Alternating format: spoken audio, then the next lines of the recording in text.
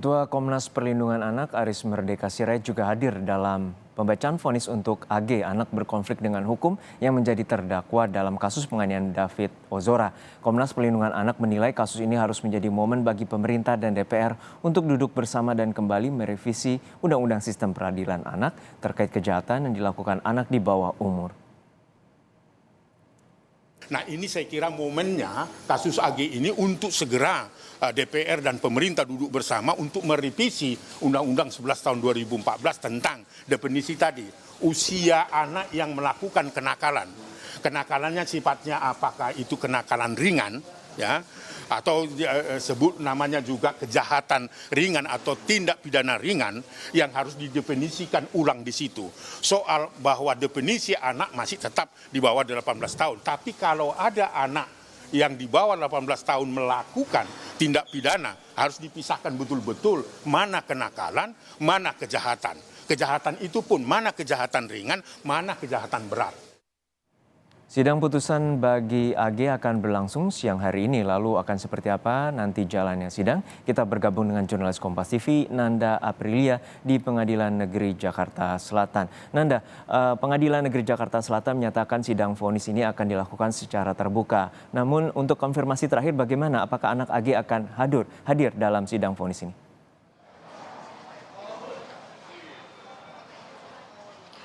Selamat siang Juno dan juga saudara, sudah terkonfirmasi tadi ditegaskan juga oleh Humas Pengadilan Negeri Jakarta Selatan bahwa untuk anak berkonflik dengan hukum di sini adalah anak AG akan hadir di sidang putusan. Ini menjawab dari pemberitaan sebelum-sebelumnya bahwa anak AG ini tidak diwajibkan hadir, itu juga merujuk dalam pasal yang ada di sistem peradilan bagi anak begitu yang menyebut memang tidak diwajibkan untuk hadir khususnya untuk di sidang putusan. Namun tadi ditegaskan bahwa anak AG ini akan hadir dan ini juga mekanismenya berbeda dari sidang-sidang sebelumnya. Kalau dari sidang-sidang sebelumnya ini digelar secara tertutup, untuk sidang putusan dan atau vonis ini akan dibuka secara untuk umum. Namun memang tadi ada perhatian atau hal-hal yang menjadi perhatian yang disampaikan oleh Humas Pengadilan Negeri Jakarta Selatan terkait untuk awak media sendiri memang dibatasi, tidak boleh banyak masuk ke dalam ruang sidang anak yang digelar hari ini.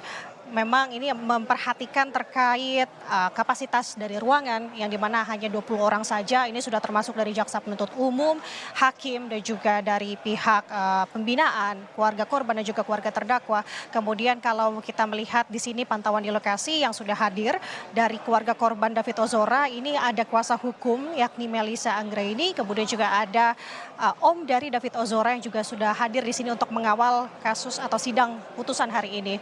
Kemudian tadi memang ada beberapa harapan yang disampaikan oleh keluarga korban begitu untuk sidang hari ini dan juga menyampaikan permintaan maaf bahwa orang tua dari David Ozora masih belum bisa hadir ke sini lantaran masih melihat progres dari David Ozora yang berhasil di rumah sakit. Kemudian juga ayah atau kakek dari David Ozora tidak kurang enak badan, maka itu menjadi alasan-alasan orang tua tidak hadir, khusus orang tua David Ozora ini.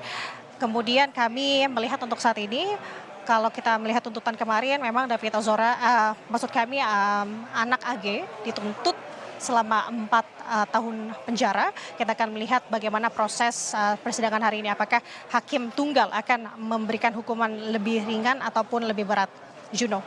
Ya, Nanda, sebelumnya anak AG dituntut 4 tahun penjara. Lalu bagaimana tanggapan ataupun harapan keluarga David Ozora atas vonis hakim nantinya?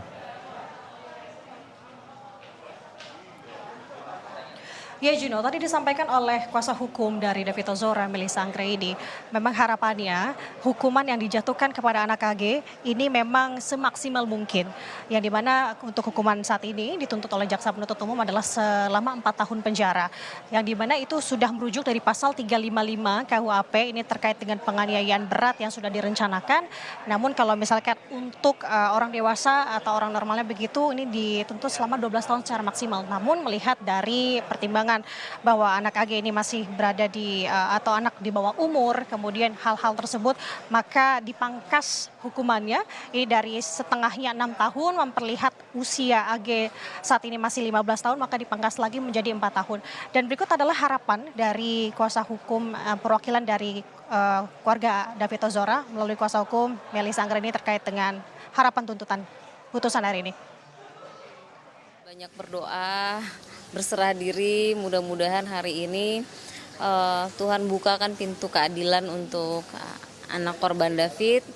Hari ini rencananya yang hadir perwakilan keluarga ada dari Bang Alto, terus teman-teman dari Satu Darah. Kebetulan orang tuanya David tidak bisa hadir untuk hari ini. Beliau titip salam, mohon doanya karena David masih sulit untuk ditinggal dan eyangnya David juga sedang sakit, jadi hari ini masih kami dulu yang mendampingi. Itu kan sudah dipangkas setengah ya kalau anak. Jadi kalau kemarin jaksa penuntut umum bilang hal yang meringankan adalah terkait usia, maka menurut kami pasal 81 di Undang-Undang SPPA itu sudah mengakomodir terkait itu. Makanya kan berkurangnya setengah tuh. Sehingga menurut kami tidak perlu lagi ada pengurangan atau korting-korting terkait dengan putusan.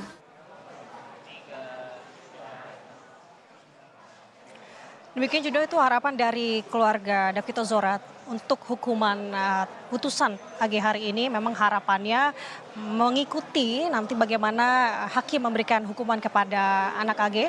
Namun kita lihat nanti dan kita cermati apakah hakim akan menjatuhkan hukuman jauh di atas ataupun di bawah dari jaksa penuntut umum. Juno. Baik, kita nantikan bagaimana jalannya sidang vonis nanti yang akan digelar pada pukul 2 siang nanti. Terima kasih rekan Nanda Aprilia dari Pengadilan Negeri Jakarta Selatan.